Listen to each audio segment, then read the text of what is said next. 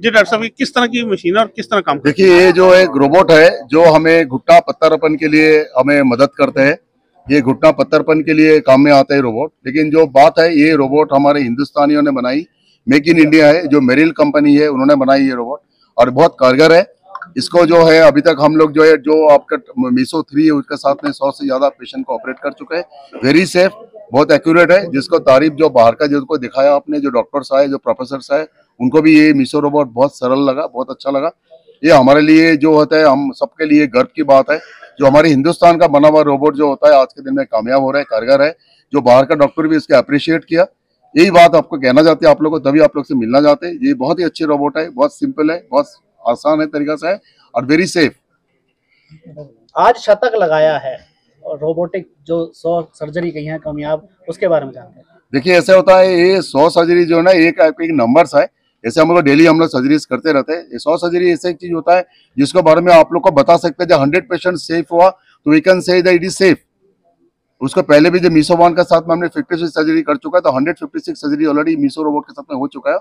उसका साथ version change किया, चीज एक ही है, लेकिन उसका जो गठन है, गठन का अपग्रेड किया गया, थोड़ा पतले कर दिया गया। ये मीसो 3 जो है अभी कमर्शियली अवेलेबल है।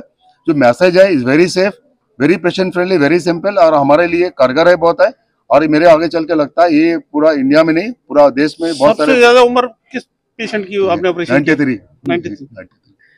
सुजय जी, पहले मैनुअल तरीके से आप करते थे, अब रोबोट आ गया, तो पहले के समय में कितना लगता था, अब कितना समय लगता है, खर्चा क्या था उस समय, इस समय खर्चा? देखिए, मैं बता दूं आपको, ये जो आपका खर्चा है, खर्चे के लिए अगर बात करें, ये रोबोटिक सर्जरीज करने का बाद की खर्चा बिल्कुल नहीं होता है। क्या आपको दोबारा आने का जरूरत नहीं पड़ता है। स्टिचलेस, स्टेपललेस होता है, कोई फिजियोथेरेपी का जरूरत नहीं है। दूसरे दिन से आप नॉर्मल चलोगे, दूसरे दिन से नहा सकते हो, सब कुछ कर सकते हो। ये जो कंफर्ट जोन, इसके साथ में पैसा कोई नहीं किया जाता है। दूसरी बात है, जो मैनुअल सर्जरी हम आज के दिन में भी करते हैं, लेकिन देखा गया जो मैनुअल सर्जरी और रोबोटिक सर्जरी में फर्क ये होता है, रोबोटिक सर्जरी में थोड़ा पेशेंट का रिकवरी बहुत फास्ट होता है। दोबारा कभी मेरे को फोन नहीं करते, मैनुअल सर्जरी कभी फोन कर लेते, 1 घंटे में चला देते। आपका सामने होता है। इनको पूछा, पेशेंट 10:30 बजे ऑपरेशन हुआ था और 11:30 बजे मेरे को। सर क्या नाम है आपका? राजेंद्र शर्मा बेरी वाला। क्या कहना चाहिए? मैं ये कहना चाहूंगा, इन्होंने, ये भगवान है बस, मतलब भगवान है ये, मतलब जिसको भी अब कराना है रोबोटिक ही कराना चाहिए।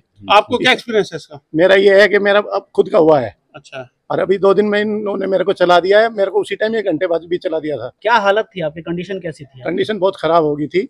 मैं इधर उधर देसी दवाइयों से इलाज कराना चाह रहा था, काफी टाइम निकल गया था।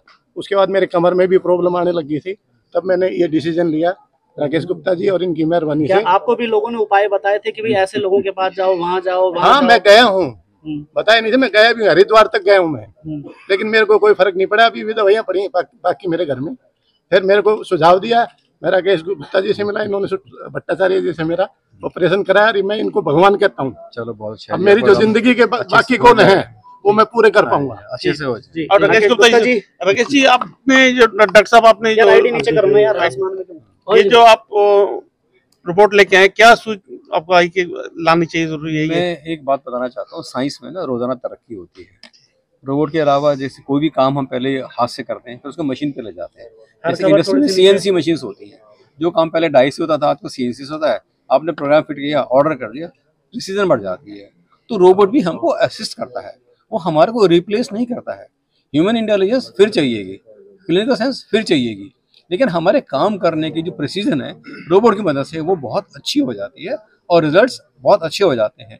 टिश्यू डैमेज कम से कम होती है, एक्यूरेसी बढ़ जाती है। ये रोबोट का एडवांटेज होता है।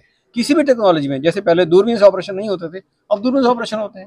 तो ये इस तरह से ऑर्थोपेडिक्स की दूरबीन है। आज रिलेट करते हुए दिखाया मोदी जी से भी, क्योंकि मोदी जी ने भी एक AI सेंटर का जो उद्घाटन किया था। तो मैं ऐसा कहना चाहता हूँ, हमारे प्रधानमंत्री जी ये कहते हैं कि देश में बननी चाहिए चीजें।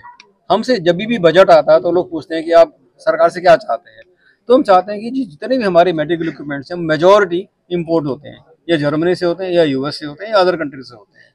अब मोदी जी के नेतृत्व में मेक इन इंडिया का जो कॉन्सेप्ट चला है, ये उसका एक एग्जाम्पल है कि अगर हम रोबोट भी हमारे देश में बना सकते हैं और कामयाबी से चला सकते हैं, तो ये बाकी लोगों का मैसेज होता है कि हमारे लिए, हिंदुस्तान के लिए, हिंदुस्तान में ही रहकर कुछ भी कर पाना असंभव नहीं है।